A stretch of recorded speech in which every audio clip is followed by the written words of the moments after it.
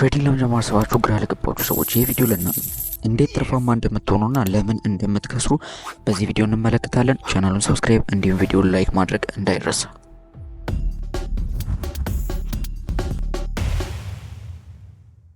ኦኬ እሺ፣ ትሬዲንግ ስትጀምሩ ማየት ያለባችሁ አራት ወሳኝ ፖይንቶችን አዘጋጅቻለሁ። ከነሱ ውስጥም አንዱ ኮሌክት ኢንፎርሜሽን ነው።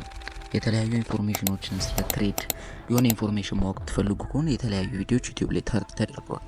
እነሱን ገብታችሁ እየመረጣችሁ ማየት ትችላላችሁ ማለት ነው። ነገሮች በሁለተኛ ደረጃነት ደግሞ ሰሌክት ብሮከር። የሆነ ነገር ላይ ትሬድ ማድረግ ስትፈልጉ ብሮከር በጣም ወሳኝ ነገር ነው። ምክንያቱም ትሬድ የምታደርጉት እዛ ብሮከሩ ላይ ስለሆነ ማለት ነው።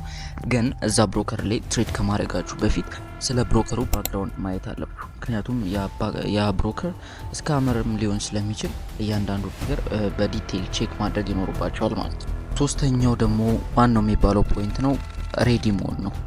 ሬዲ ስትሆኑ ለፕሮፊት ነው። ያው በፕሮፊታችሁ ልክም ደግሞ ሎስ ኪሳራ ማለት ነው። ያው ፕሮፊት እንዳለ ሁሉ ሎስም አለ። ሁሌ ደግሞ ትሬድ መጀመሪያ ላይ ትሬድ ስትጀምሩ ማለት ነው ሎስ ሊኖር ይችላል። አብዛኛውን ኒው ትሬደርስ ደግሞ ሁሌ ፕሮፊትን ብቻ ማሰብ የለባችሁም፣ ሎስም እንዳለ ማሰብ አለባችሁ። ስለዚህ ትሬድ ስትጀምሩ ሪስኩን ራሳችሁ መውሰድ አለባችሁ ማለት ነው። ኦኬ እሺ፣ በአራተኛ ደረጃ ደግሞ ያቀረብኩላችሁ ካፒታል ነው። ያው ትሬድ ስትጀምሩ እንደ ሌሎቹ ቢዝነሶች በዜሮ ካፒታል አይደለም የምትጀምሩት፣ ትንሽ ካፒታል ያስፈልጋችኋል ማለት ነው። ስለዚህ ካፒታል ታዘጋጁና በቀደሞቹ ስቴፖች ብሮከር ሰሌክት አድርጋችሁ እንዲሁም ደግሞ ፕሮፊትና ሎሳችሁን እያመጣጠናችሁ በተሻላችሁ አቅም ሎስ እየቀነሳችሁ ትሬድ ታደርጋላችሁ ማለት ነው። ይሄ ቪዲዮ ይረዳችኋል ብዬ አስባለሁ።